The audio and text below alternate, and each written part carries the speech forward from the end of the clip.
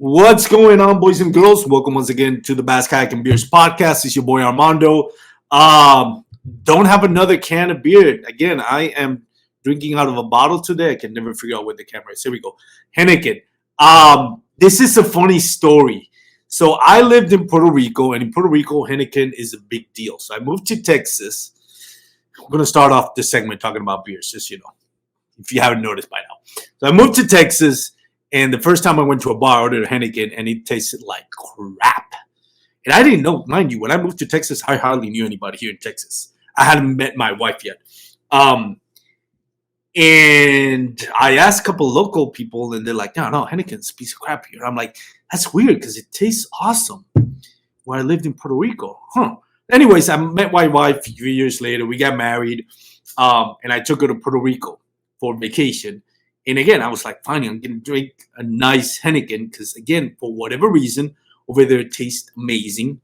But over here in Texas, I don't know what other part of the United States tastes like that, but it tastes like crap. Couldn't figure it out. So I bring the beer. Keep in mind, my wife was born and raised in Texas. And I show her the Henneken, and she's like, you got to be kidding me. I ain't drinking that crap. And I'm like, trust me, for whatever reason, it's not the same beer. And she tasted it. She's like, oh, my God, this is the best beer I've ever had.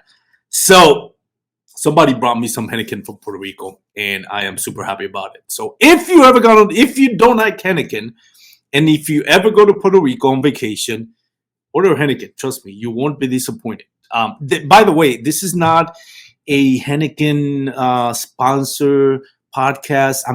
I just find it ironic, and I wanted to talk about it because it is Kayak and beer. So at some point, I do have to bring the beer aspect to the podcast. But anyways, I went fishing today to a small lake, which I was sworn to secrecy that I wouldn't mention on the podcast. Had a good time. Caught like 5 fish.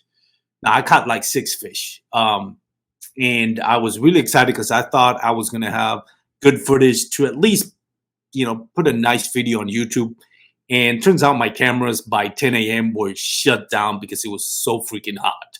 So I only caught like the first 2 bites out of it. The bite picked up later in the day, which is kind of weird because I figured if I don't catch my limit from 6 to 10 a.m., I ain't going to catch any fish because it's going to get hot. But funny enough, I caught them on shallow water on like from 10 to 11 when the temperature was almost 100 and the water temperature was almost 90 degrees. So yeah, that kind of blew my mind. But unfortunately, I only got footage of 2 of the fish. So you're going to trust me, I caught 5 fish. If you don't trust me, I don't blame you. We're all fishermen. We're all liars by nature. But anyways, got a great episode for you today. I got Dustin Murguía, Dusty Yakker. You might know him as Dusty Yakker. Great angler, great content creator. Here at Paddle and Fin, we love Dustin. And he's been on the Paddle and Fin a bunch of times. But I've never had the pleasure of having him on the podcast. We're going to be talking about a whole lot of things. We're going to go down, I'm sure, through a bunch of rabbit holes here.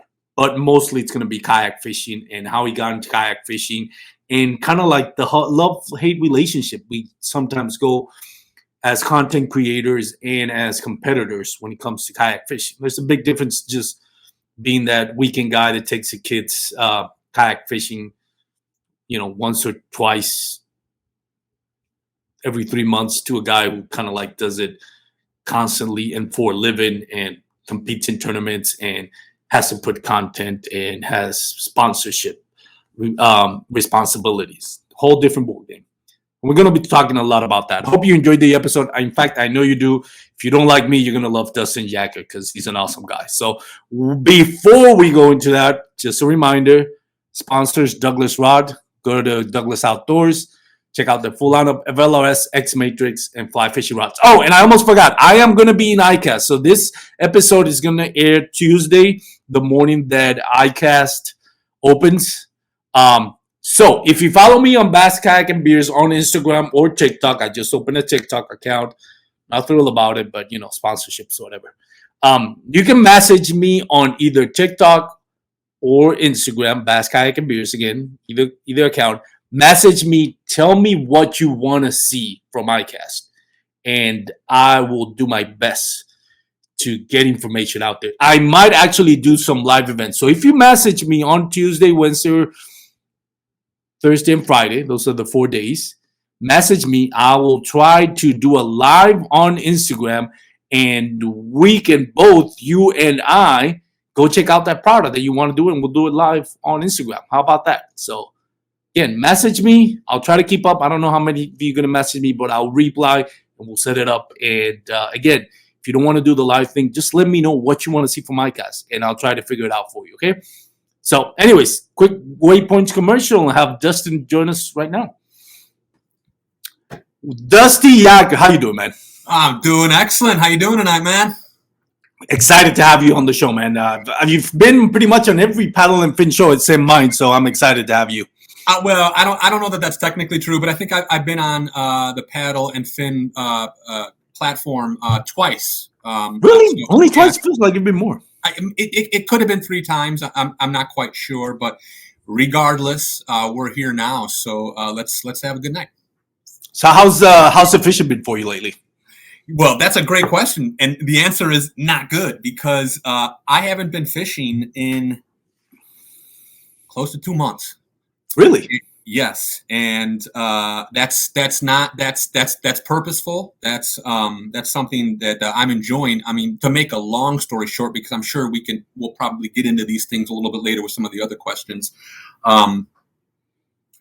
You know, when you're on the road and kind of gunning for 3 years, you obviously neglect some things in your life. You neglect some things in your relationships. You neglect some things, some real life matters, health issues, finances, things of that nature. So really what I'm doing is something that I should have done periodically throughout the last couple of years. And I'm just kind of crossing some T's, dotting some I's, and maintaining relationships and getting to some things that I basically had ignored over the last couple of years. So, with the gas prices, I was like, you know what, I'm gonna park it for maybe 2.5 months, focus, recalibrate, and then get back out in the fall. So I'll be getting back out on the water any day now. Actually, I might go up to Sturgeon Bay tomorrow and meet Bailey up there. I just saw you using the Instagram. So if he drops me a pin, I'm gonna go up there and try to hammer some smallies. Nice. Where area of the country do you live, Dustin? I'm in Chicago. Chicago, and yeah, that's where I'm at, man. Cubs fan, White Sox fans, or don't care? I'm a diehard Chicago sports teams fan. I love both Chicago sports teams when it comes to baseball. So the Cubs and Sox, I like them both. If I had to pick one, I'd go with the White Sox, because that's what I was born with. That's what my dad liked. That's the experience I actually like better in terms of a ballpark, because I can't stand Wrigley Field. But I'm lucky to have 2 teams, man. It's like 2 sons that you kind of secretly love one more than the other. But I mean, isn't that like kind of how do you make it work? Because you know that it's like the Mets and the Yankees, like they hate each other. Ironically, totally. But see, that's because like you're programmed to, like you learn it, like you have to, and that's kind of ridiculous, because I have the best of both worlds, man. And it's easy to like both teams because they're never freaking competitive at the same time. So I know, right? It's not like you got to root like, oh crap. And then the only time you really got to choose a side or perhaps root for one team maybe is when they meet up and play in the interleague stuff, which are always fun and entertaining. But yeah, man, I mean, I wouldn't want to hate a Chicago sports team. One thing I don't understand is like when my Chicago friends like maybe move to another state or they go visit another state and they become like the other city's fans and stuff. I can't do that. I don't care where I go. I will never been a bandwagon, never will. Always Chicago till the day I die. I mean, I don't care for the city too much these days because it's real crowded and expensive. But sports teams, even though they're really not doing too well, all of them like lately, I still love. Not to get too far away from the subject. So, like me growing up in Puerto Rico, we don't have any professional team. Yeah, I can imagine. So I get to pick and choose, what teams I like. So 1980, early 80s, that's when Dad finally got cable TV. Yeah. So I was introduced to WGN in 1984. Yeah, the Cubs were pretty good, even though they got swept by the Padres. And that's the only day game I could watch. I can just on summer or, after school, just watch a game and listen to Harry Carey. So it's a huge Cubs fan all my life, even though I hadn't been to Chicago. Then I grew up, and then the the 84, 85 Bears with the Fridge, Walter Payton, Sweetness, Jim McMahon, Singletary. That team was so good with the video music. What is it? The Super Bowl Shuffle, baby. The Super Bowl Shuffle. Yeah. I loved it. I thought McMahon was the coolest guy in the world with the bandana and the glasses. I had that whole song memorized in 2 hours. I had the little record.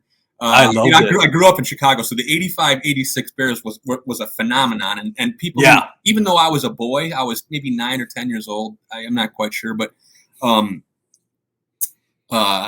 it was something that you'll never forget because, it's a once in a century kind of team. Yeah. I think at worst it's the second best team in history, my opinion. Like a franchise, like a franchise, like a team. Yeah, the New England has thrown a few versions of Tom Brady's team that can rival anybody, but I think that defense is just the monsters of Midway. That defense is just ugly. That was horrible. Everybody on the field had speed, had strength, had discipline, and they were all coached well. And it's something that you probably won't see again. No, definitely. Yeah, not in the age of social media and all that. But anyways, getting back on subject, man. So you mentioned you kind of like, and I'm not going to go into your personal life, right? If you want, go ahead. I'll tell you. No. But it's the more or less the reasons that you felt like, and I haven't been involved in the sport that long for me to consider it being burned out. And as far as doing social media content and competitive, that's even more recent. Sure. So, but I've talked to a lot of people that have kind of gone through that. I'm burnt out. I need a break. Was that something that you went through when you took this decision just to sabbatical for a couple of months here? No, burnout would not be accurate at all. In fact, I was, like as soon as you're driving home from a tournament that didn't go well, and after you get over, being angry and frustrated about it, all you want to do is get right back on the road. If the gas prices had remained at $3.70 or $3.90 or whatever, or maybe even right around $4, I probably wouldn't have. I probably would have taken a week or two break and been right back on the road trying to get right back on the horse. I mean, really, $6 a gallon, like $6.30 around here. It's not even conducive to me driving. And I hit the road hard. I stayed on the road for 4.5 months, traveling from tourney to tourney, and I didn't do horrible, but I did not do nearly as good as I wanted to, as good as my goals that I set for myself, as good as I thought I might do. Completely focused and having no other responsibilities other than trying to tackle these tournaments. And it didn't work out that way. In fact, it kind of worked out the opposite. When I got home, all things considered, I didn't cash a $2,000 check here or a $3,000 check here or a $6,000 check here, which I thought might be possible, given the full-time approach. But they're not easy. I did make some blunders. Some things, didn't go my way. When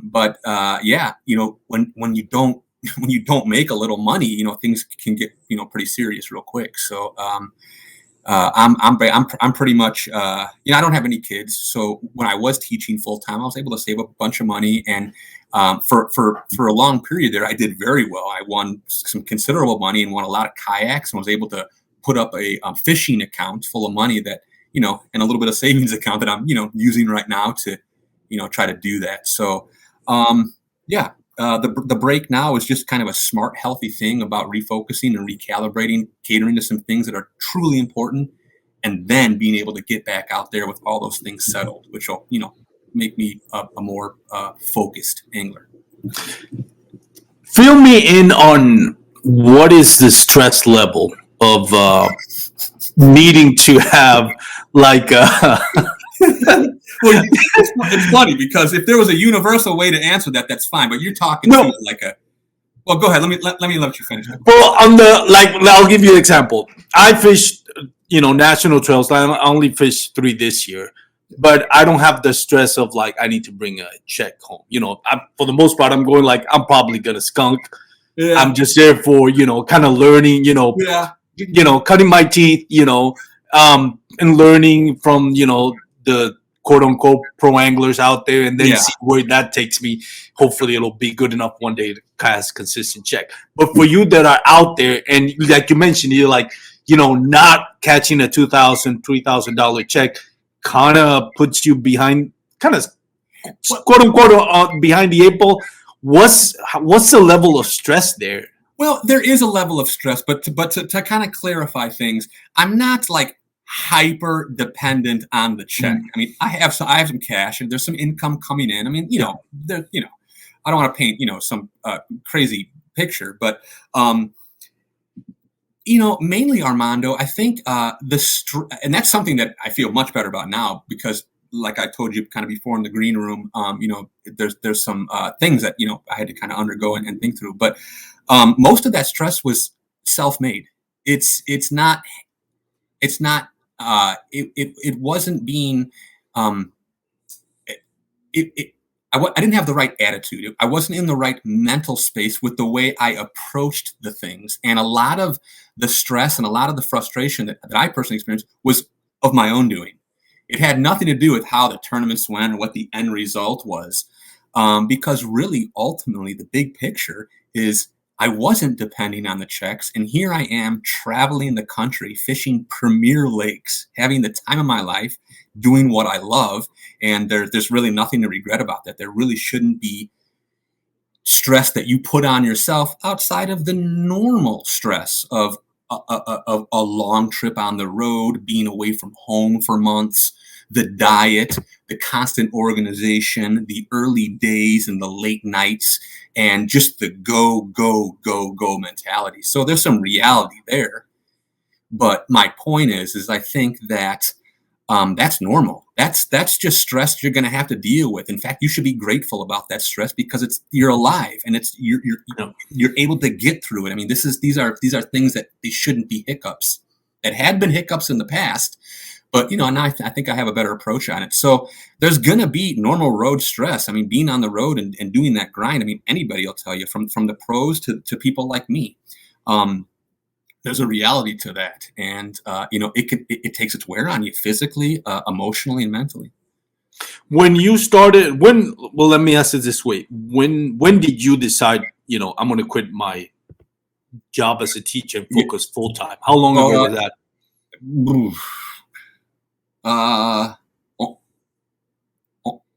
What? Jesus, I'm sorry. I think it was almost 2 years ago. 2 years ago. So right when COVID hit. Okay, so pretty much, and that's fairly recent. Like, 2 years ago. Like, if you would have said 5 years ago, now I confuse myself. In 2010, if you would have said, "Hey, back when it was 2 years ago, 2008," that was very different than saying it with a pandemic. In between, like, it's a blur. Like, the notion of 12-month calendar year is gone. This for the pandemic. It's like it's all a blur. I don't even know if it's 2 years, 2 months. It's just a blur, right? As a teacher, I had to think calendar. I had to think week, date. It's crazy, and I'm not like that. Like now, time and space is totally different. Sometimes I lose track of what day of the week it is. I know. I have a lot of time to kind of do the things I want, which is just a godsend. I can't tell you how wonderful that is. I know, and I completely can understand that. Yeah. So from the time you decided, I'm going to quit my job and focus on this. Yes. Your expectations when you quit your job to what the reality is now. What's the difference? Let's see. If I can repeat your question, what were the expectations versus when I quit my job versus now? What were you expecting to this for the next? Like when you took that decision, how do you thought this was going to play out in the 2 years? Not counting COVID, keeping COVID away from it. Just of course. Yeah. How I thought the tournaments and that lifestyle and what I wanted to do with that. Yeah. The immediate answer is not nearly as well as I thought I would. Not based on being conceited or thinking I'm some fucking awesome angler. That's not it. But saying, look what I did with a full-time job what the hell can I do with no job and just dialed in only on fishing? I thought that that's going to give me a huge advantage. And the reality is, sure, there was lots to take advantage of: time, research, homework, focus, and stuff like that. But the execution on the water simply just didn't happen. It wasn't bad. Catching limits. I mean, I'm coming in the top 10s and 20s and 30s, but I have wins on my mind. I wanted to win. I'm there to win. I'm a competitive ass person, like big time. I'm not there to just like, oh, that's fun experiencing the country. I'm there to win. And that's been hammered in even more now, because there is a huge difference to me between tournament fishing and competitive fishing and fishing. Yeah. And I completely now respect both things, because when it's not that it's not enjoyable, but I'm in like focus mode. I'm not sitting out on a Saturday, like, cracking a beer and like just completely like sitting with nature and listening to the birds and looking at the water and like being calm. I'm like, that's how I have to be. So there's two different things. So I had to compartmentalize that mentally and emotionally and say, here's how you need to behave this way, and here's how you need to behave this way. Otherwise, you are going to straight up ruin your love of fishing, which almost happened. And, I was like, F that. There's no way. I love this too much. It's too much of a passion.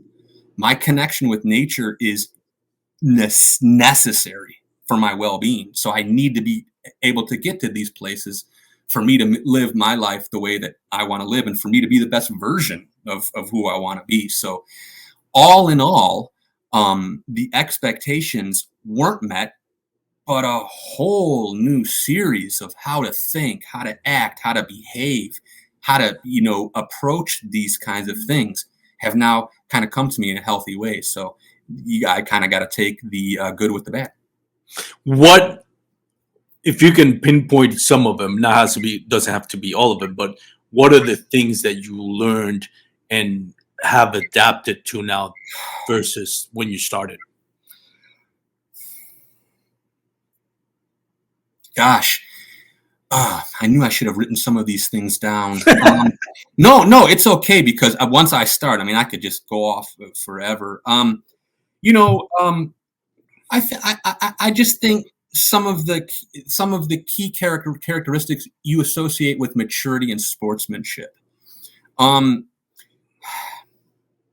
Taking a bad day in stride, being able to laugh, staying positive. Learning how to not be lazy about any aspect of your approach to what you're doing. Support your fellow anglers. No matter how you did in that tournament, get to the dang weigh-in, shake some hands, put a smile on your face, and be a good sport. There's nothing like getting home and saying, oh God, I handled that situation so poorly. I'm embarrassed with how I handled that. I'm embarrassed myself with some profanity or some frustration, or only being able to dwell on the negative. That is not how you should approach any minute of your life in general. I don't care if you're fishing or if you're working, whatever it is that you're doing. So there were some some key life lessons sort of rolled up into the experience of the tournament competition. What has been the most surprisingly enjoyable part? Is there anything that you thought you weren't going to enjoy as much as you're enjoying right now about this decision? Yes, the actual car ride, the road trip, the road. In these experiences, the road is actually a character. Like, yes. It sounds funny that way because it's not alive, but the bulk of the time is spent driving. You know what I mean? Like these 10, 12, 14, 16-hour drives. And what I thought might be, exhausting on my back, or just like exhausting here, you have so much time to learn, to think about things, to talk, to talk to people. I did a lot of maintaining of relationships and communication, because I don't like to talk at home. I don't like to talk on the phone. I don't like to be kind of bothered at home. In fact, I keep my ringer off. I tell everybody that needs to get a hold of me, please text me, because I will see it. But the car is like, and I have a 4Runner, and I love Toyota, and I have a very comfortable truck. And it's got a good sound system. I can curate a playlist. The audiobooks and the podcast. I mean, in 8 hours, in 10 hours, you can learn things it took me 4 hours to learn when I was 9 and 10, because you had to read a magazine. Get the magazine. You had to have access to a cable show or something. You had to talk to somebody. And so the car, the road and the car trip was this wonderful opportunity to just do a bunch of stuff you thought you couldn't do because you were driving. And a lot of it involves technology, but a lot of it involves realizing that you have a lot of time and how to maximize that time. So that was something that kind of surprised me. That's, I think, one of the most underrated part of it. My wife always asks me. Now, granted, with gas prices, I kind of like stayed close, on just my fun fishing time, which I do it during the week, because I don't like to go to the lake on a weekend unless I'm. Me neither. Today I had the whole lake to myself. That's awesome. At one point I was like, this is amazing. There's totally. literally no one here. Yeah. But I've had to shorten my long drives, and my wife's just like, I get up like 3:30 in the morning, do a 2-hour drive to get to one of my favorite lakes and stuff like that, or try a new lake.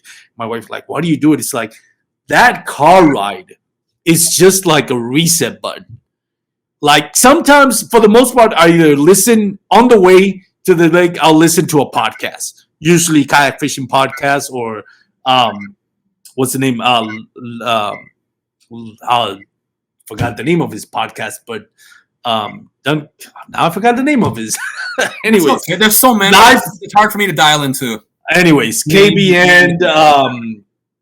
God, I forgot the name of that guy. I was listening to his podcast today. It's not Is he Duncan. a fisherman? Yeah. Lund. What the heck? Anyways, but point is, I'll listen to a podcast, kind of like get myself ready to hit the water. Get into that fishing mentality. Like hype yourself up and stuff. Yeah. And on the way back, I'll either not listen to anything or just listen to music, depending usually how the day went. Yeah, totally. But it's just a detox. It's just a reset button. Just nobody, there's not a lot of people out driving at 3 a.m., right? So it's just like you have the road to yourself.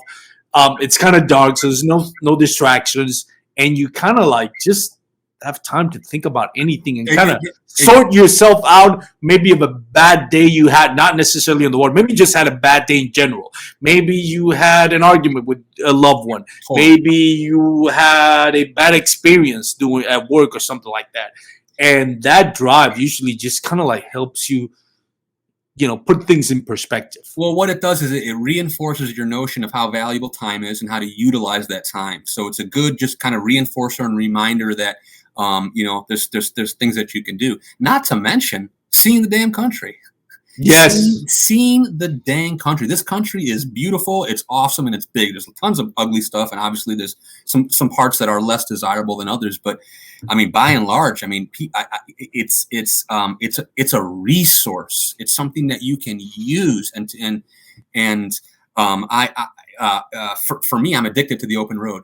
I'm addicted to the open road, and it's just a shame and a travesty that, I purchased a 4Runner. I knew it wasn't good on gas mileage. I mean, there's some hypocrisy there, but I knew gas prices would go up. I really couldn't foresee these kinds of things. But to try to get back on the question and what we're talking about is, yeah, man, you got a lot of time to learn, to do things, to talk to people, and see the country. I grew up. I'm a huge book fan. I grew up with travel logs and I remember reading Travels with Charlie, these epic road trips across America where people discover themselves, discover other people, and really get a different perspective, because a lot of people just kind of, chill around the area that they live and, don't go too far. Yeah. And by the way, the difference between fishing a city lake or county lake versus fishing a country lake. Oh, God, my God. I mean, fishing is a whole lot better, less pressure. Yeah. No Budget Live. Just remember the name of the podcast I was with Luke Duncan. Now it just popped in my head. That's the one I was listening to. So sorry, Luke. I totally forgot it. But what is the most? We talked about what surprised you that you enjoyed that you weren't expecting to enjoy. Well, that was one. What that is was one answer? I'm sure yeah. there's lots. Yeah. Yeah. Now, on the other side of it, what is one thing that you thought you maybe were gonna love, or you weren't gonna be bothered as much by it, but now you really detest, or really don't like it, or just Oh, man. hate it even more now? Uh, If there's anything, maybe there's nothing. I don't know. I've been in such a positive mindset and like focusing on what is working and what is good that I really haven't dwelled on those kind of things. I don't think that I ever thought the competitive nature and not achieving the goals would make me feel as poorly as it did. I never thought that I would take a loss and bad performances so bad. I think that was something that shocked even myself, and that's something that I had to come to grips with, so that you have the right attitude towards something, so that you don't ruin it or embarrass yourself, or just add negativity to something that should be pretty relentlessly positive. The outdoors, the spirit of sportsmanship, a bunch of like-minded people in a little subculture of kayaking, doing what they love. I mean, really, you kind of got it wrong if you aren't somehow enjoying that. No, I definitely agree with that. What do you think? What do you look, other than winning a tournament? Yeah. But what do you look forward to the most when you pencil in, you buy the entry fee, you're gearing up to go to fish either the Hobie BOS, whatever tournament you're fishing? What are you most looking forward to? Practice. I was talking with Christine at Christine Fisher we are teammates on some Dakota Lithium teams, and we often stay together in what we call the Dakota rental houses. And I'm certainly not going to speak for her, but I was telling her that I was asking her what's your favorite part of this. Once you get down, a very similar question. Once you get down here, what's your favorite part of this? And we won't talk about the things that she said, but what I told her was, my favorite part of this is practice. My favorite part of this is like being able to just go to any launch ramp, look at like casually go around and play in a playground like a child. And there's no pressure. You don't have to worry about what your casts are doing. You don't even have to really fish. You can look, you can mess with your electronics. You're just like Sherlock freaking Holmes. And it allows so much freedom and liberation that, you feel that way. For me, once the actual tournament starts, it's a completely different mode, and I can't help it. I'm completely hardwired. There's no way possible that I could ever be nonchalant, it's not like I'm stressed out or freaking out or like shaking or anything like that. I mean, but I'm in freaking game mode, and I'm sure people have seen it. I'm sure people have seen it at launch ramps. I'm sure people have probably walked away and said, "Man, that guy's intense," or whatever. But that's kind of the default mode.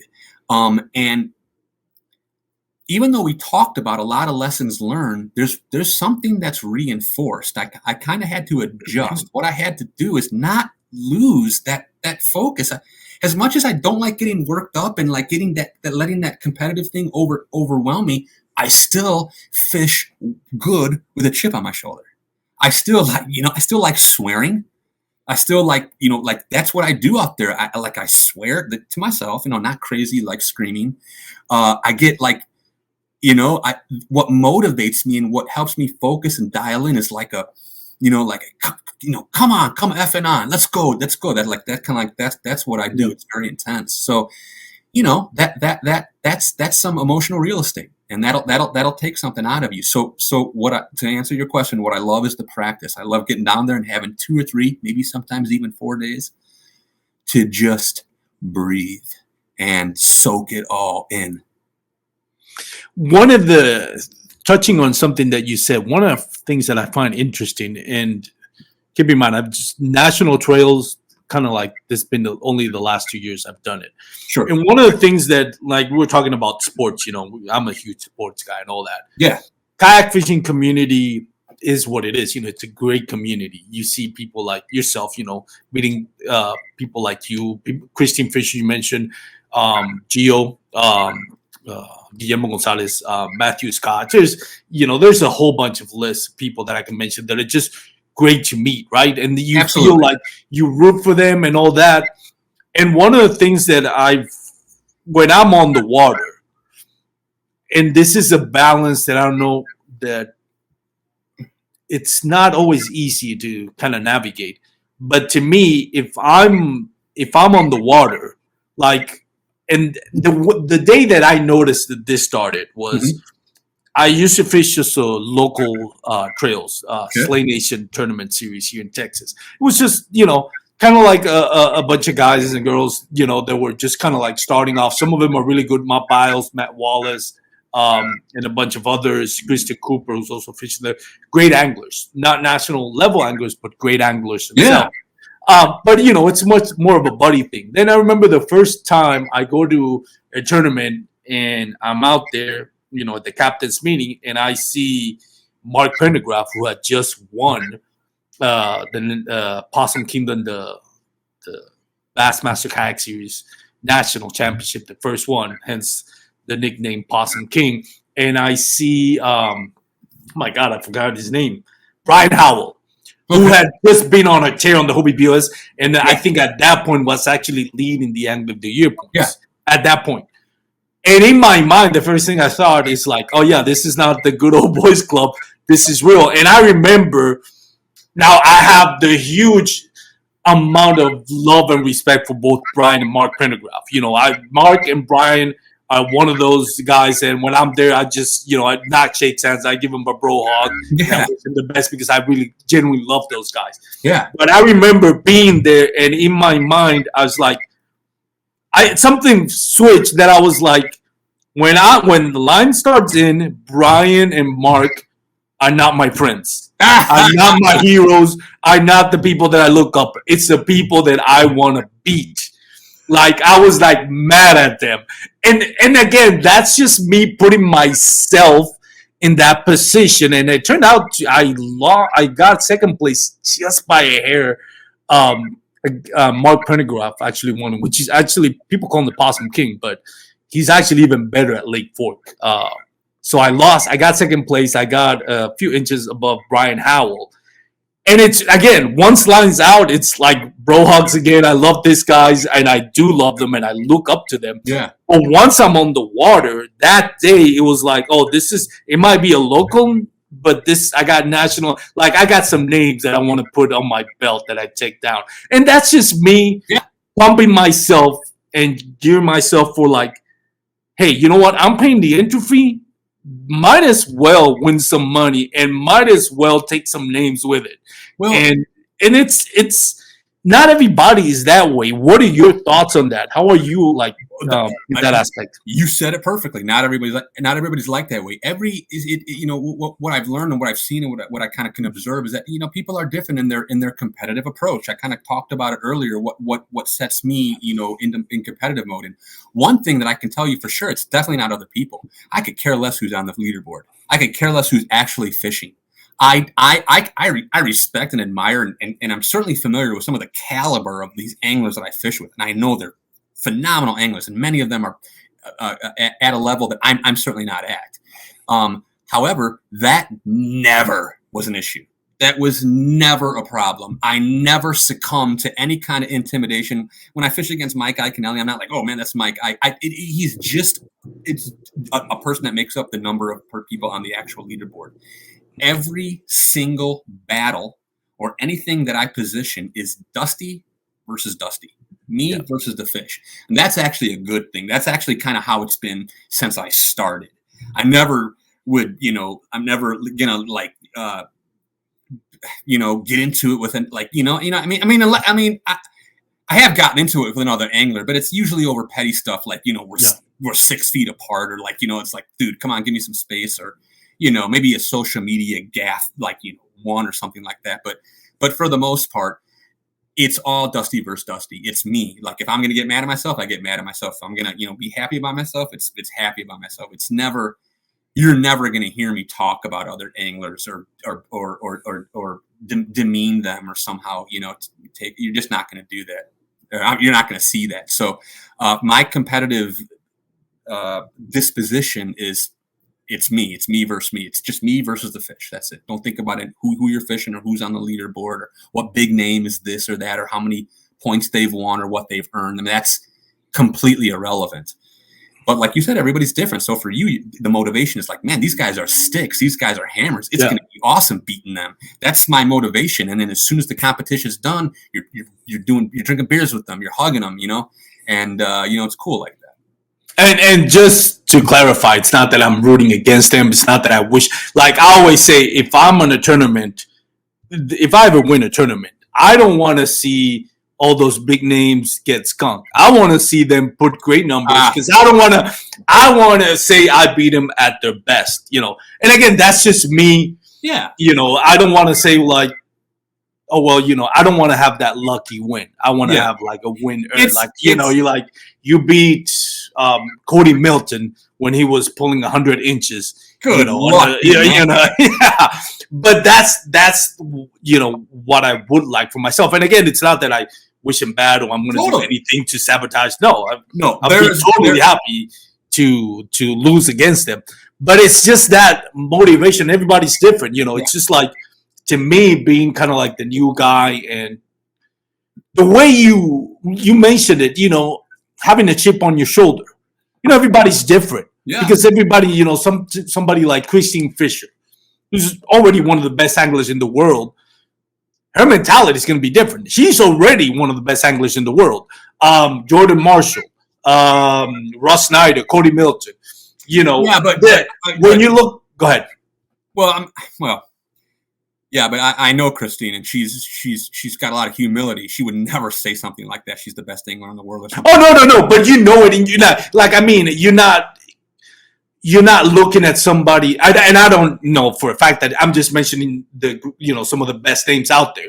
Their mentality, to me, that's different because now you have all the confidence in the world because I don't feel like you have nothing to prove to yourself. Like to me, being the new guy and somebody that struggles to kind of like put the piece of the puzzle together, I want that chip on my shoulder.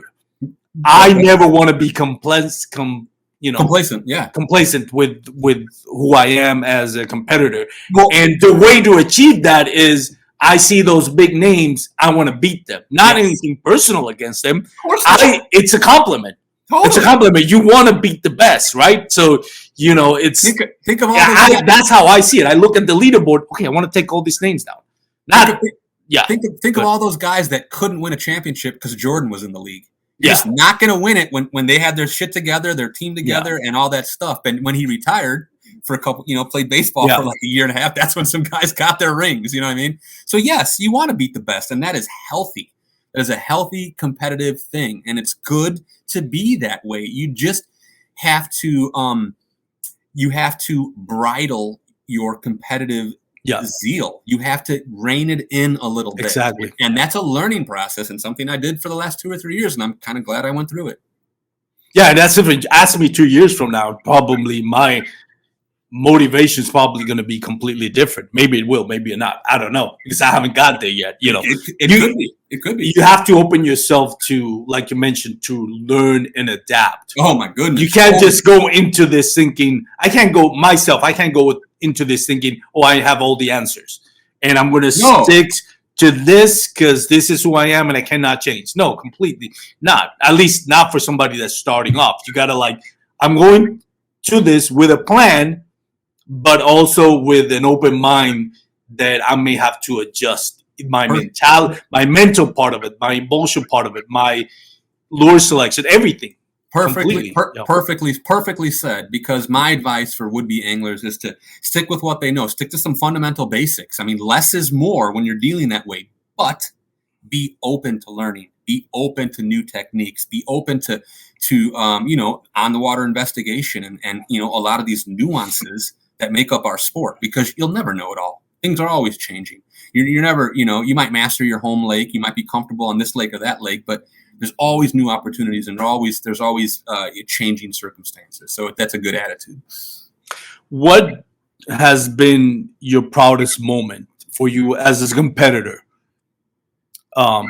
That you feel like, yes, like this is the most I'm proud of. I've been about an achievement talking about on the water.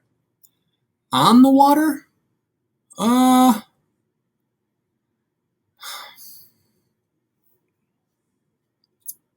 Gosh, I don't know that I've really thought about that too much. Do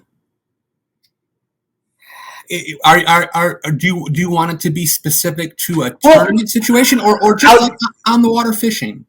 Let's start with the tournament. So, and for example, it doesn't have to be your biggest win, because some people said, "Hey, my biggest win was kind of what I expected. I know the lake.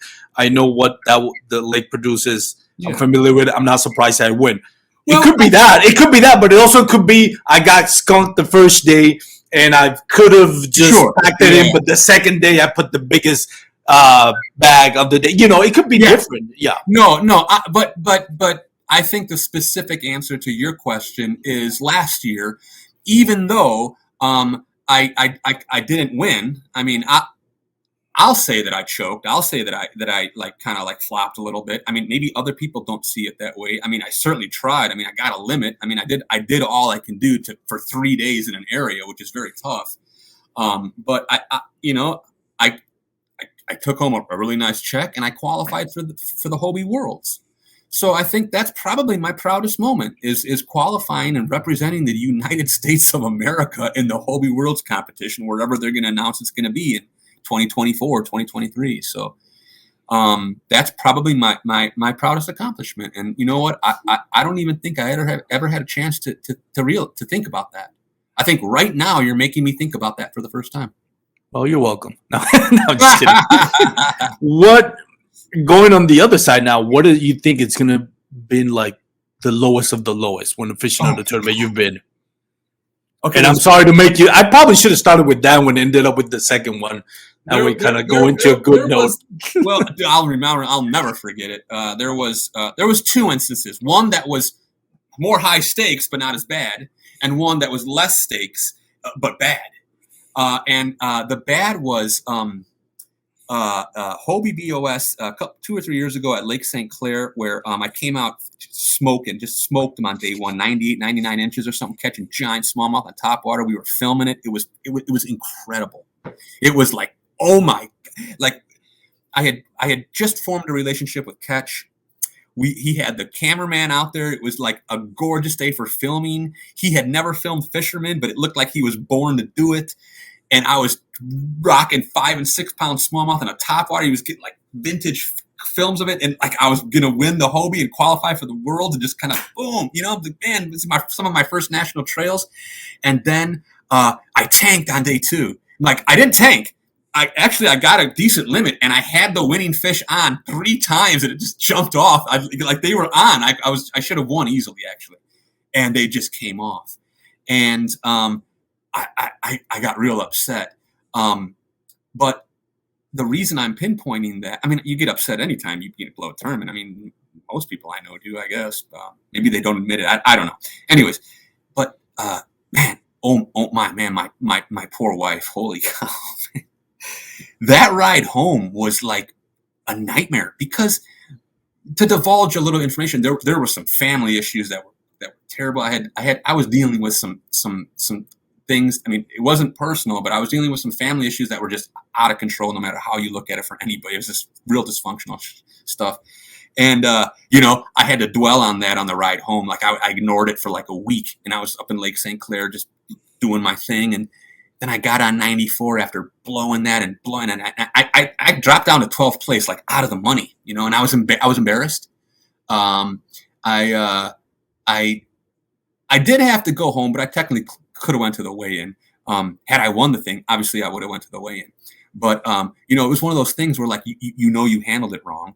But like here I am on 94, on Interstate 94, trying to get home, and it's bumper to bumper traffic. And I had a meltdown. I had like an emotional meltdown. I felt like a blimp was crashing. Like I just it was like an out of body experience. And It probably had to do with what was going on with the family, but I recall that vividly. I recall that drive home saying, oh, you blew it. And this is the kind of thing I was talking about earlier. You can't behave that way. I had a pretty good tournament. I came in 12th place out of like 90 anglers. I had a great time catching huge smallmouth. So what? You had a lot. I learned a lot. I learned about out the lake. I met some people, So, it's kind of like you could look at this, horrible situation that was, not fun to be in at the time. And then, you draw experiences from that and you ultimately learn from it. But that was kind of a low point. The other one was FLW Cup at Lake Ouachita, where I should have won that one too, man. I had all I needed was 5 fish. Didn't matter how big they were. All I needed was 5. And I caught 4 fish I don't know, the first 3 hours. And then I had 3 enormous blowups on the whopper plopper that they just completely missed. And that would have been a huge high profile win and $12,000. And, you miss it. You miss it by 1 fish, and you had 3 or 4 opportunities to do that. So these things can be pretty frustrating. And right now, that $12,000 would be looking good. Even though a couple years ago, because these anything from fishing was put in my fishing PayPal. So it wasn't like, I'd get it and then spend it right away. That was all like house money, casino money that I knew I'd want to buy equipment with, buy kayaks with, fishing gear, go on, that was all devoted to fishing. So we might not be talking right now. I might be on the road had those previous things be done. Potentially might be more advanced in a career with sponsorships, because you have to win. You have to win, I think. Now, it's not technically true. You could be a fine angler, maybe not even a good one. You got a good social media presence. If you're consistent there, you can sort of cultivate a space in our space and kind of do that thing there. But personally, like me, I really think you got to win to get yourself sort of putting yourself sort of in that elite category where you not only are good at XXX, but you've shown that you have what it takes to kind of get here. So, there were some opportunities I think missed there. I think I left some money and some clout and some respect on the table. What lessons have you learned from that? And I know you touched on it a little bit. Let's get away from like the personal emotional lessons and like the tactical lessons. Yeah. God, man, a lot. It's just kind of too. Well, let's talk about the main things. Let's talk about treble hooks, line, and rods. Holy man! Oh my goodness. It really taught me that. There are you got to pay attention to the fine details. You can't be comfortable. You got to pay attention to the fine details. Your line size, diameter, braid, mono, fluoro, your action of your rod, lure that you're throwing, your retrieve, how you set the hook in a kayak. All that stuff makes a huge, huge, huge difference. And if you slack in any of those areas, one little twist or turn could be the difference between full-time fishing for the next 10 years or biting it in the dust in 6 months and having to go work a 9 to 5 for Joe Schmo. I mean, it really is when it comes to competitive fishing. So, these things really taught me that everything's got to be tight. Everything's got to be you have to fish with a purpose. You have to do everything with a purpose, like from how you tie it to how you to what you're throwing it on. I mean, it's got to be all specific. There's got to be a game plan. You can't be random. You have to think things through while you're doing it, execute it, and try to have nothing go wrong. There's no cutting corners when you're talking about that level. I mean, you're out there joy fishing and you feel like you don't want to, retie or something like that, or you just like, yeah, you know what? This is my crankbait rod, but I'm going to use it for my jig. No. If you're fun fishing, that's one thing. But when you're on a tournament, that's right. You can't. There's no cutting corners. That's right. And when I'm fun fishing, That's the joy. I don't care. I mean, of course, I'm gonna, Yeah. since I'm a competitor and since I have a lot of knowledge, of course, I'm going to use the right rods and stuff like that. But there's no there's no stress. There's zero stress, and that's something I had to kind of I had to sort of recognize who I am. Because I would love to change. I'd love to be like, hey, let me have the approach I have when I'm fun fishing, and let me put that towards competitive fishing. There's no way that's going to work. There's no way that's ever going to work. Because fun fishing, I'm just lazy. And competitive fishing, you can't be lazy. No, not especially even though the sport is new, it does have this, I don't know if you want to call it 5%, 10%, or elite anglers that I believe, and you're obviously one in that percentage, but anglers that could compete literally on an elite level. Yeah, I think there's boat tournament. I think there's 5 to 10 people in the space. Yeah. So it's still a new sport, kayak fishing, as far as tournament goes, but there's still some great anglers out there, and it's only going to get better. It's only going to get better, and I think that I think that there's a lot of room to grow in the kayak space if done correctly and if things unfold a certain way. So yeah, I think that there's some longevity, and we're going to see some really cool things. I know. I totally agree. I was watching, I don't know, not cable TV, because cable TV doesn't exist anymore, but just kind of random sports that I was like, if they can put up like a live streaming event, why can't we? Like curling. Like I was like, if curling can have a live event that gathers that much attention, I'm sorry, but kayak fishing can't do as well. The dynamic is different because of the recording of the water and all that. There are some pros and some cons, and it's a wonderful, wonderful topic. And I think these are the kind of topics that need to be talked about in our sport. Totally. But that technology is there. That technology it exists. In fact, it's becoming a little cheaper when we talk about bonded cell service and the cameras that can be fitted onto kayaks for 780 or 1080p in 1 bar service. We were, in fact, I was with Scott Butcher a couple years ago down in Chickamauga, or a year and a half ago, and we did a Catch Outdoors episode about it. We were testing that kind of equipment to see what kind of signal and service we can get in the lowest of service areas, because that's ultimately what you're going to have if you're going to have people tune in. You can't have frozen screens. You can't have blurry pics. When people tune in to see a kayak competition or see what that's all about, they're going to need to see a clear picture, a high quality picture, and something that streams.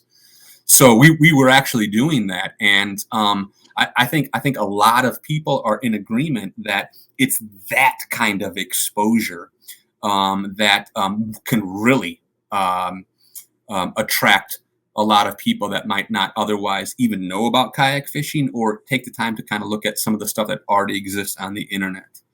So I think that there's some stories to tell there. I think that there are some attractive angles to offer when it comes to our sport if it's done a certain way, in a particular way. And the sky's the limit. Dusty, let me ask you more of a personal question. Sure. So I've already had you for an hour. I don't want to take too much of your time. So kind of wrapping it up, who's Dusty Yakker when he's not fishing? I spend an inordinate amount of time reading and on the piano. So I really like to play instruments and write songs and stuff like that. Just kind of screw around there. I like creating content too. I feel that I'm still in my infancy with the content. I really do. I think like a year and a half ago or 2 years ago, I never even put a piece of footage in any kind of editing software and like edit it, other than like maybe like a GoPro app or something like that. I have so many ideas about like what I want to create and what I want to do, but I have to master some technological aspects of that. So, I mean, who Dusty Yakker really is outside of fishing is just a normal human being, man, going through the same experiences that so many people do. A lot of highs, a lot of lows. Always trying to search for being a better person, happiness, and never settling for less, and trying to always kind of like keep it here and like kind of move up. I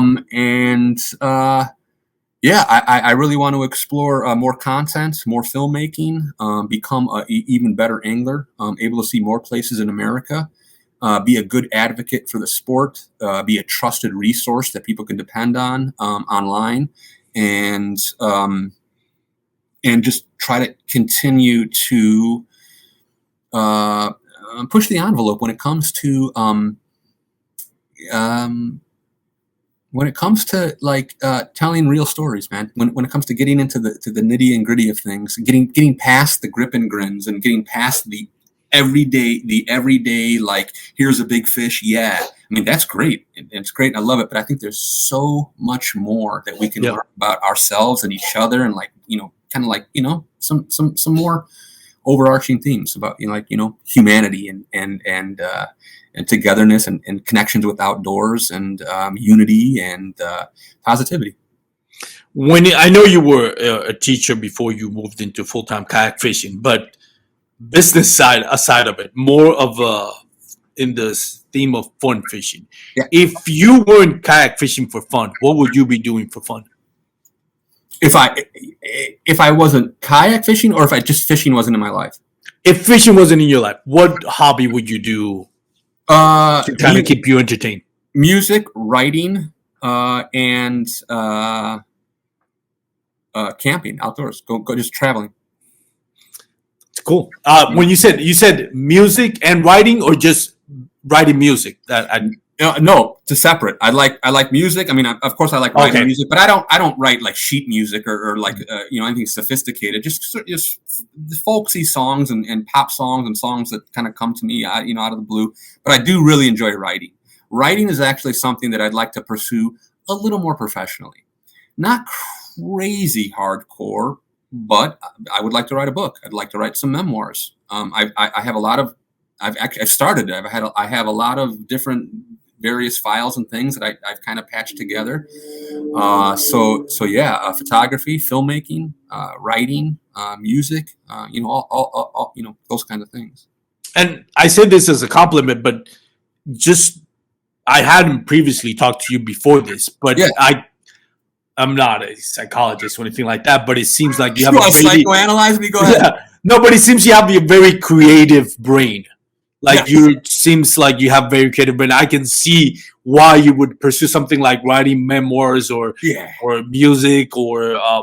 You seem to have to be wired that way. I'm wired that way. I mean, there's no way, shape, or form to deny it or get out of it, which is something I probably tried to do for 10 or 15 years of my life. I wasn't. I wanted to be good with tools and sports and stuff like that. You know what I mean? My dad's like you sissy, stuff like that. I'm like, nah, dude, I love music and writing and creative stuff. I'll still slap you if you say something dumb. You know what I mean? It's like, dude, come on, man. I just have a lot to offer. This is who I am.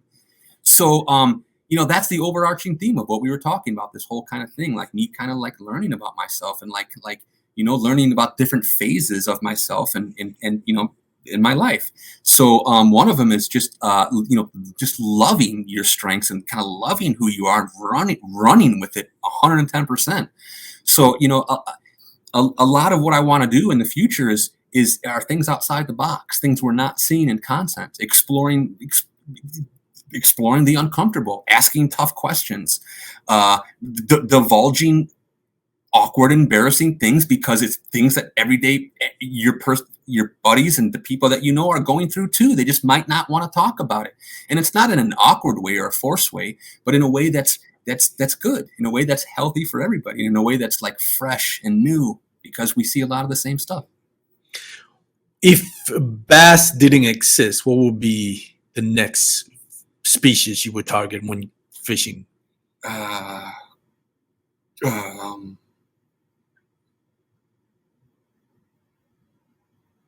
I need to cross the saltwater threshold.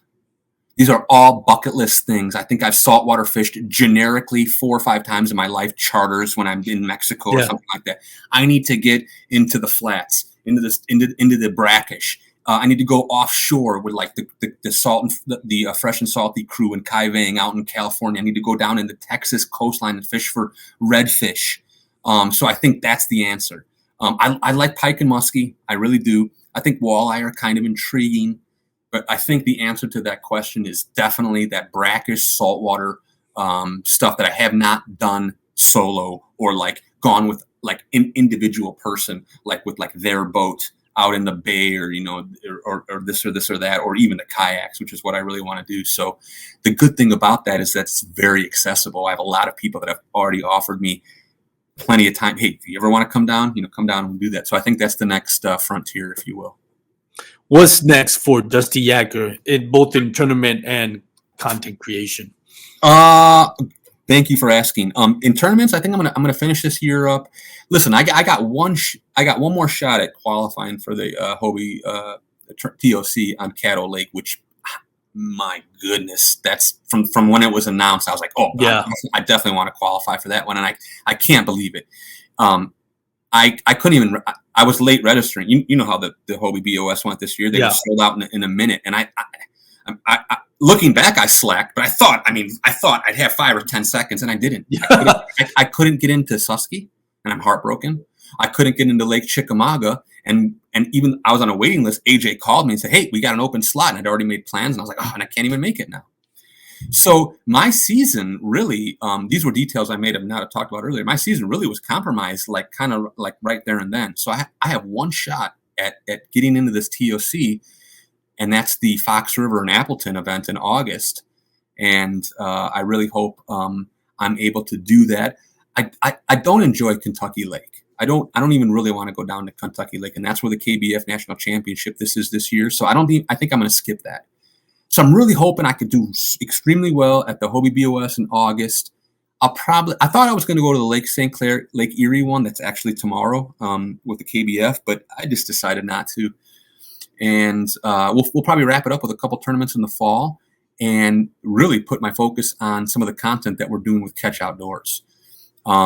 We've slowly built a really cool thing there that's going to get wildly better with experience and with what we've already done. So we have some really cool things that we're looking forward to, and some destinations, and we want to bring you some really special content. So we're going to, there's going to be some great things to look out for from Catch Outdoors in the next 6 months or so. Yeah, and the one thing about Catch Outdoors is pretty much is the only company, like Hawkcroft. I mean, that's crap. I'm sorry, anybody, but for national level tournament, there's no other they don't have competition. It's either you have a catch board or you're not going to compete. Well, while we're talking and while people are listening, let's make some things clear. Catch Outdoors and Catch Products, of course, same group, same people, but Catch Products is the manufacturing division, and Catch Outdoors is the film and videography division. So Catch Outdoors isn't the business that's going to give you the board. Catch Products is the business. Yeah. It's just a little distinction, no big deal at all. Oh no, and that's what I was going with, and that's what I love about Catch. They're not resting on their laurels, because at some point somebody is gonna say, well, I want to build a board that's going to be KBF, Hobie BOS, and Bass Nation Kayak Series approved. But Catch is kind of like, well, you kind of have to keep your name out there, because at some point somebody's going to do it, and you want to already establish yourself, not just in the product, but in the social media aspect. That name branding. Absolutely. So when people talk about, it used to be before Catch, nobody called it a measuring board. Everybody called it a hawk drop. I remember when I started, I was like, and they had that was it. Their brand name was the name ended up being synonymous with the product. Yeah. Now with Catch board is like, well, and that's what happened with hawk drop. They just settled, in my opinion, right? Everybody makes their business like they see fit, but they kind of like,